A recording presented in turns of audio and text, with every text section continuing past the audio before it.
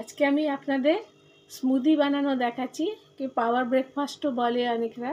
তার জন্য আমি 1 গ্লাস দুধ নিয়েছি, 1 চামচ গুঁড়ো করে পাউডার, 1 চামচ তিসি সিডস, ফ্লেক্স সিডস, আর 3-4টে খেজুর, 4-5টা কাঠবাদাম, 1 চামচ মতন কিশমিশ, 2টো কলা আর 2 মুঠো এই ছোলা খোসা ছাড়ানো।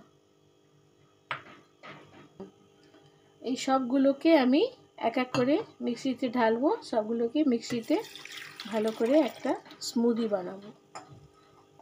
1 গ্লাস দুধ দিলাম, 2 মুঠো ছোলা,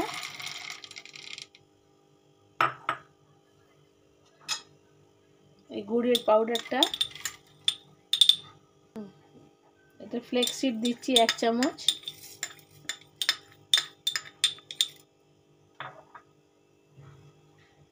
দুটো থেকে 3টে খেজুর আমি ওর থেকে বীজটা বার করে নিয়েছি, 4-5টা কাঠবাদাম, 1 চামচ কিশমিশ আর 2টো কলা। এই সবগুলোকে আমি মিক্সিতে স্মুদি বানাবো।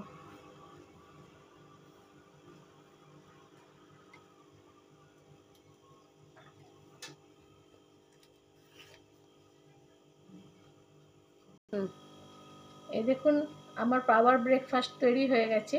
আমরা এগুলো প্রায় বাড়িতে করে খাই, আপনারাও খাবেন। যদি এই রেসিপিটা আমার ভালো লেগে থাকে তাহলে লাইক, শেয়ার আর সাবস্ক্রাইব করবেন। Thank you.